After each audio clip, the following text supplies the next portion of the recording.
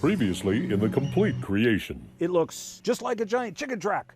Why did the chicken cross the road? I don't know. You can ask him, because I sure ain't gonna question his actions.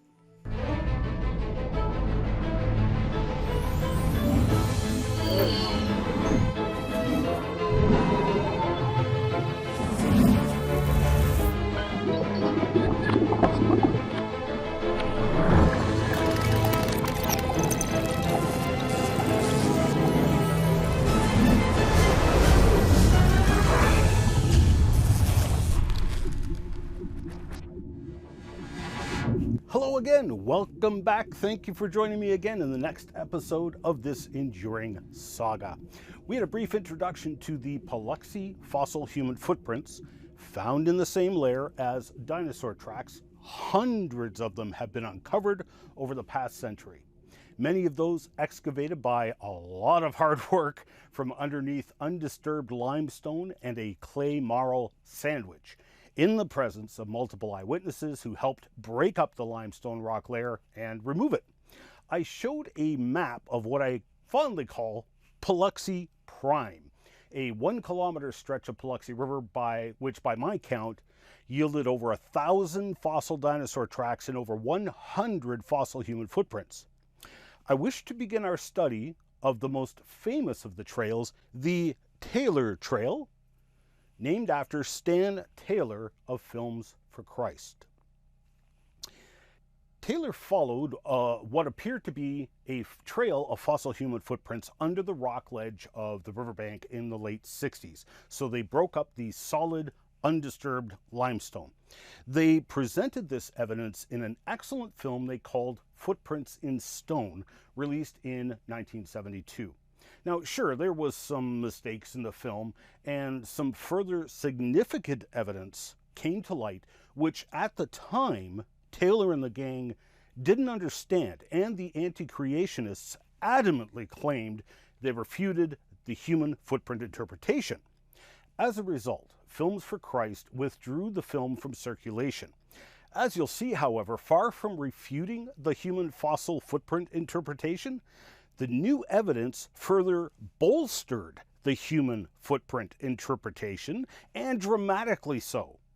The analysis and proper interpretation of the Taylor Trail has significance to all other fossil human footprints in the Paluxy River and beyond, really. So let's start with that trail. Normally, the trail is underwater, and so you'll often see it sandbagged in the photos, and the river water was pumped out to allow excavation. The Taylor Trail is 14 human footprints in stride in a right-left-right pattern. The tracks in the trail were numbered according to their appearance as the water went down. So the +1 is the high point in the rock surface, and as the water was pumped out of the sandbagged area, that track surfaced first. Footprints ahead were numbered +2, +3, +4, etc., while the footsteps going backwards in the trail were numbered -1, -2, -3, etc. When initially excavated, some of the footprints were only, vaguely human-shaped, which, as we saw in the previous lecture with experiments of human footprints in mud, is to be expected. However, some footprints even had clear toe impressions showing powerfully that indeed it is a trail of fossil human footprints, like the +5 track, which is a pristine fossil human footprint with the ball, the arch, the heel, multiple toe impressions are even preserved. Now, of significance here is that the human footprint has partially obliterated the heel of a dinosaur track, which is also very obvious in this photo from Dr. Don Patton. However, the dinosaur tracks weren't that obvious when Taylor first started excavating the human footprints. Evidently, when the dinosaur walked through here, the limestone mud was very soft, almost like water in consistency, and so the freshly made footprints were immediately filled back in again with the watery, limey mud. Evidently, it had some iron contamination, as that infilling mud turned to stone, and now the stone changes color under different conditions. Sometimes it's the same gray color as the surrounding limestone, and so the dinosaur footprints can be virtually invisible, while at other times it could take on a red or green color. As we discussed in part 11, the Triassics were so named because of their three colors. Colors produced by oxidation of the iron-rich rocks, which can appear as red or green.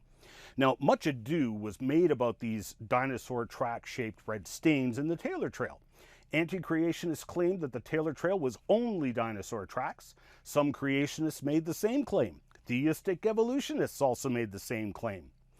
Going back as far as Roland T. Byrd in the 1940s, some have suggested the strange elongated tracks were just simply dinosaurs leaving an impression of their heel, what present-day researchers have called walking plantigrade, and thus leaving an impression of their heel in the mud collapsing in on the toe impressions, and thus a depression is left in the mud that is vaguely human-shaped. There are so many problems with this claim that it is difficult to know where to begin, but because we are starting with the Taylor Trail, I will focus on those tracks first. First, understand that neither myself nor anyone else I know of is denying that there are dinosaur tracks in the Taylor Trail. In fact, we are emphatically making that point as a very significant fact. But in his 1975 paper, Bernie Neufeld, himself a creationist, summed up what the skeptics were saying about the trails of Paluxy fossil tracks that appear to be human tracks. These tracks have been interpreted by some to be giant human tracks heading upriver. Examination of the downriver end of the tracks reveals that several of them show the print of a three-toed dinosaur. It is not clear how the prints acquired their elongated shape, but it is obvious that the tracks cannot be both man and dinosaur. Wait, what? Why not? Let's back up a second here. Let's say you encounter this trail of footprints on the beach. Each track has features of both human footprints and dog footprints. What would you conclude from your observations? Would you say that it is obvious that the tracks cannot be both dog and human? Of course not. That is an illogical and even irrational conclusion. Yet this is precisely what Neufeld and the Taylor Trail skeptics were saying, that it was not possible for the trail to be both dinosaur and human. It grieves me to say this because several of those skeptics, like Neufeld, Drs. Chadwick and Brand, whom he mentions in the article, were people who have my respect. Yet I am forced to point out how radically illogical and irrational this comment is. When one looks at the Taylor Trail, it is immediately obvious that a dinosaur walked in the mud,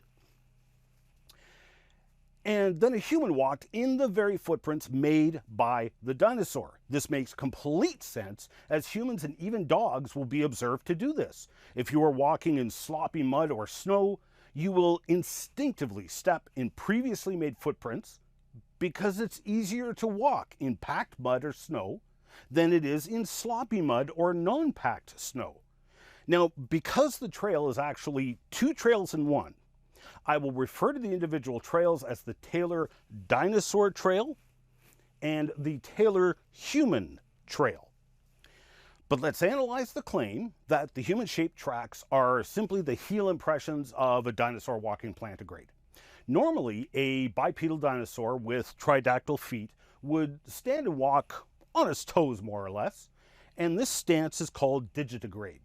But in attempting to walk in slippery mud, that dinosaur might hunker down in a plantigrade stance, and thus their heel can potentially leave a deeper, larger impression than normal in the footprints.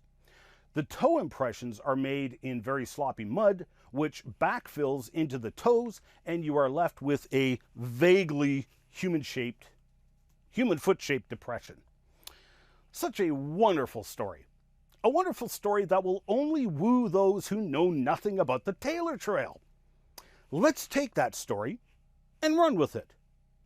Fossil footprints are notoriously difficult to photograph, so I will use line drawings composed of profile tracings made by artists when the trail was further excavated by Drs. Baugh and Patton in the late 80s.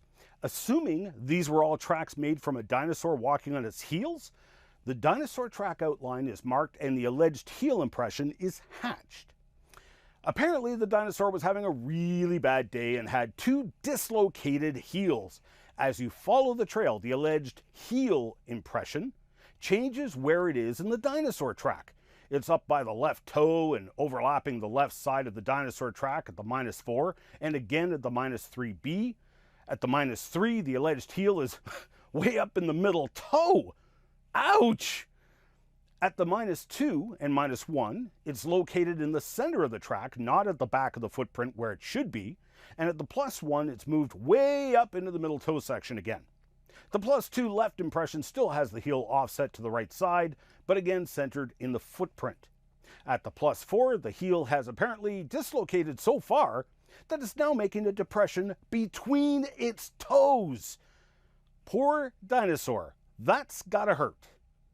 At the +5, its heel has again moved way off to the side, but then the poor dinosaur has a really, really bad day, as apparently its heel fell off and left an impression in the left toe of another dinosaur track in a different dinosaur trail going in the opposite direction. It was Dr. Aaron Judkins who pointed this out as he was photographing the Taylor Trail one day when the red stains were appearing.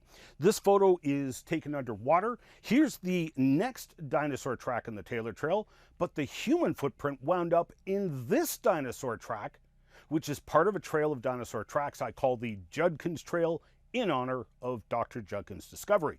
The Judkins Trail was only visible as red stains. The tracks themselves left barely any visible outlines or depressions in the rock, but this trail of dinosaur tracks was stained red, just like the Taylor Trail dinosaur tracks, including the Taylor Trail +6 dinosaur track.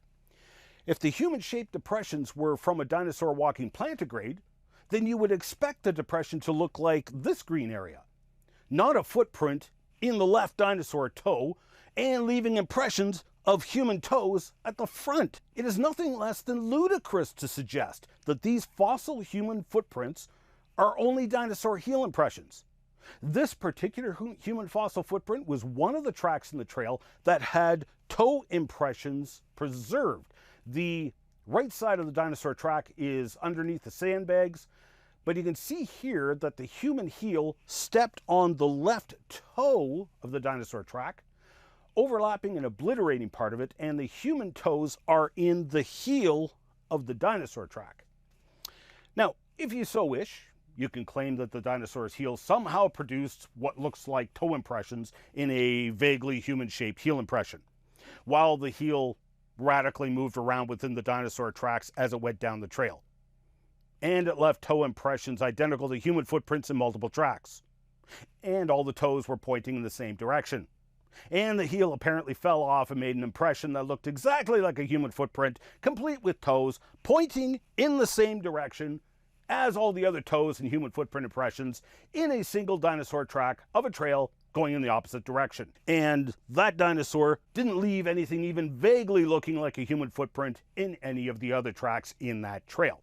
Or you can embrace the most logical conclusion available, that the human footprints were made by a human who was stepping within the freshly made dinosaur tracks in the mud.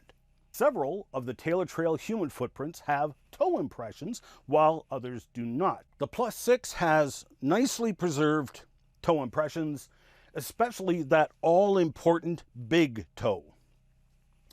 You'll recall I mentioned in passing how between the track-bearing rock layer and the overburden layer, there is a thin layer of hard clay marl. This needs to be carefully removed, and in the pilot show for Genesis Week, I actually showed that process that has been developed and perfected by Dr. Baugh over decades. And if you attend one of the public digs, you will learn that technique firsthand, as you will help break up solid limestone on top, then dig through and remove that clay marl in hopes of finding fossil footprints. When the Taylor Trail was first excavated, some of the human footprints were not visible. This was only apparent if you operated on the assumption that there was a trail of human footprints present, because you expected that left, right, left stride pattern. One of the most powerful things one can do scientifically is to make a prediction. So Doctors Baugh and Patton made a prediction. The evidence wasn't lining up. There was a track missing from the trail of human footprints. So based on the stride of the footprints in the trail before and after, they predicted the area where the missing footprint should be, and they blasted that area with a fire hose. This dislodged that hard pan clay that I mentioned previously, revealing one of the single most spectacular in situ fossil footprints ever to be uncovered, right smack dab in the middle of a dinosaur track. The ball, the arch, the heel, impressions of all 5 toes are present. In fact, the second toe is exhibiting a clearly human trait. Your second toe is the most sensitive of all your toes. When walking barefoot under certain circumstances, you instinctively raise that toe. That is exactly what we see in this track. The second toe has been slightly raised, leaving a lighter impression than the other toes. Now, there's actually a double impression here. It might be 2 separate people stepping in the track, but I interpret this as the foot stepping into the mud, sliding back slightly, and leaving the foot impression with all 5 toes, the ball, the arch, and the heel preserved. And the dinosaur track appeared as that red stain that so many skeptics made a big fuss about. However, on that same ledge, alongside the Taylor Trail, was a short trail of 4 tracks of a human child called the Becky Trail. Those 5-inch footprints are remarkably human and show decent preservation of the ball, the arch, the heel. Not bad preservation of the toe outlines, but the tracks only appear as a red stain. So you skeptics raise a big fuss about the dinosaur tracks that mysteriously appear only as a red stain in hopes that they will bolster your case that the human footprints are dinosaurian, not human. Yet, you ignore the clearly human footprints that also only appear as a red stain.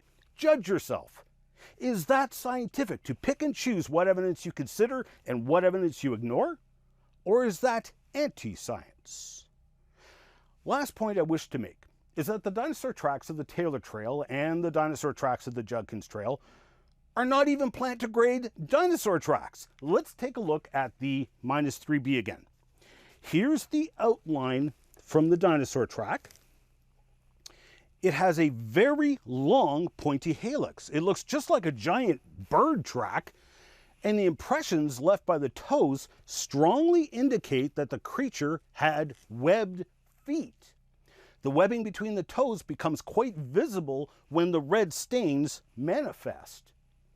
The overall bird track shape is very visible in multiple Taylor Trail tracks, but especially noticeable when you look at the Taylor Dinosaur Track +6, where the human footprint stepped beside the Taylor Trail Dinosaur Track. It looks just like the foot of a giant perching bird, but with webbed feet. Now, I don't know what dinosaur made these tracks, but we can say that these tracks are not plantigrade tracks. There's no rounded heel at the back, but a pointy helix indicating a pretty prominent toe pointing backwards and not a rounded heel as has been suggested. Further to this point, the Taylor Trail is not the only place I've seen such tracks. It was actually Dr. Baugh who suggested in his dissertation that it was possibly a pterodactyl or aerodactyl. They are believed to have had webbed feet, and they perhaps used the webbing for flight control surfaces. Over in Dinosaur Valley State Park, there is a single track identical to the Taylor Trail dinosaur tracks, and this track has a very important story behind it, as it was misidentified as a human track several times by multiple people over the past several decades. We'll come back to that shortly, but later on I'm going to share a map with you so that you can plan your visit to Dinosaur Valley State Park and the park ledge and go hunting for fossil human footprints which are still there today. I have this track marked on the map so you can find it. It can be a little hard to see after more than 60 years of erosion, but the track is a spitting image of these strange web-footed dinosaur tracks.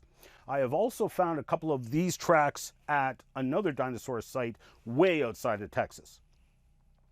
So, before we move on to look at the other trails and some of the other scores of fossil human footprints, let's summarize the Taylor Trail and how we know it is two intersecting trails of dinosaur tracks into which a human walked, and how we know that the human footprints aren't just the impressions of dinosaur heels. The dinosaur's heel isn't going to move around in the footprint. Even a dislocated heel will not leave an impression up in the middle toe or in between two of the toes. The dinosaur's heel ain't going to fall off and make an impression in the left toe of only one dinosaur track in a completely separate dinosaur trail.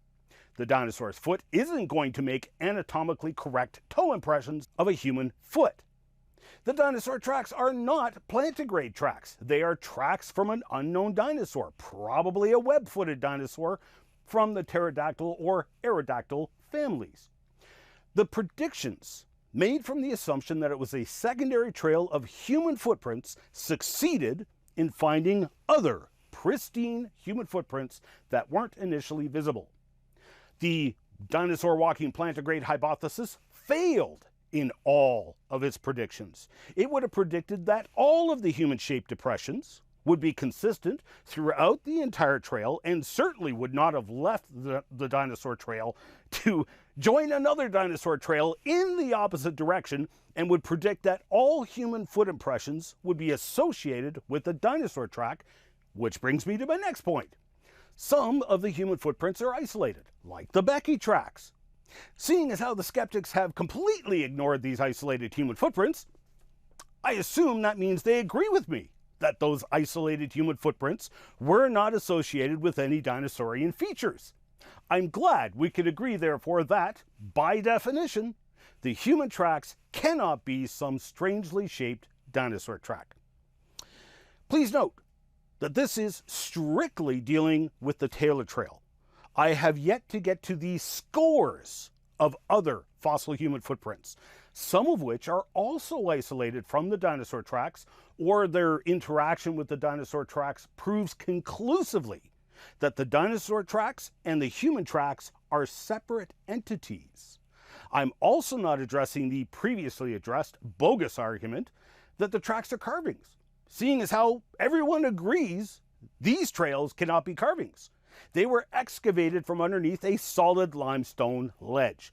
Okay, I'm running out of time for this segment, so let's head upstream from the Taylor Trail site to the McFall site, where Dr. Baugh, as part of his dissertation research, conducted multiple excavations. One trail he named in honor of my late good friend, Professor Emeritus Marlon E. Clark from the University of Illinois at Urbana. The Clark Trail was a series of 7 human footprints in a right-left-right stride, and there was no dinosaurian features with any of the tracks. This is a cast of one of the footprints, and it is called the Clark Track. During a cool fall afternoon, Dr. Baugh and Dr. Clark were continuing the excavations, and they had gotten down to using a wooden toothpick to clean out that clay marl from the finer details in the track. To their surprise, the big toe impression was actually limestone that was bulged upward. Evidently, when the person lifted their foot, suction from the big toe pulled up on the lime mud, and it hardened in that fashion. As you can see, it is clearly a human footprint. Yes, it's on the larger scale at 14 inches long, but there will be men watching this lecture who have feet that big. It has the ball, the arch, the heel, all 5 toes preserved beautifully. While obviously this is the best track in the trail, other tracks in stride also have beautifully preserved details like this one, which is right beside a tridactyl dinosaur track. We've only begun to examine some of the evidence from the Paluxy and critically analyze the claims of creationists, anti-creationists, and theistic evolutionists.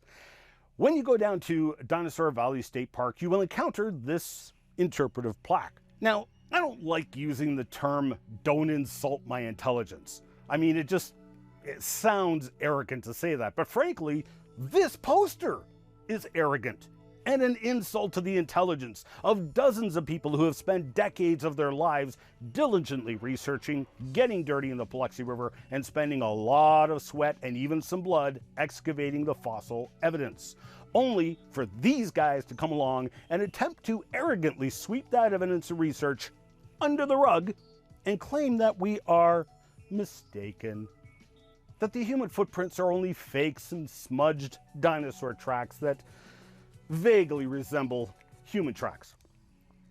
Really? You've only seen a fraction of the evidence here today. Who do you think is the one who is mistaken here? And I challenge you to, as the Apostle Paul encouraged us to do in the scriptures, test all things. Test what I have said and shown you here today. Pretty much everything I've shown you here today is either still in the Paluxy River or available so you can go and view the evidence for yourself. I'm out of time for this segment. In the next lecture, we'll take a look at more of the fossil footprints, as I have many other original fossil casts. I hope you'll join me again, and God bless you. Coming up in the next Complete Creation. These anti-creationists destroyed all three tracks that Dr. Patton specifically focused on in his lecture. They knew where the tracks were and specifically which tracks Dr. Patton was referencing. This is why there are now only casts of the Taylor Trail human footprint -3B, because the original was destroyed. You can catch the entire series in a variety of ways. You can watch the show online at www.completecreation.org or www.genesisweek.com.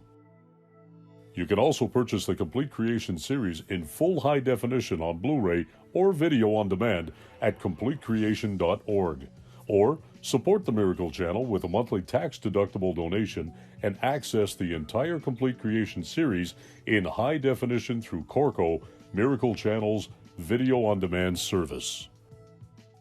We need your support to keep this program on the air, so please pray for us.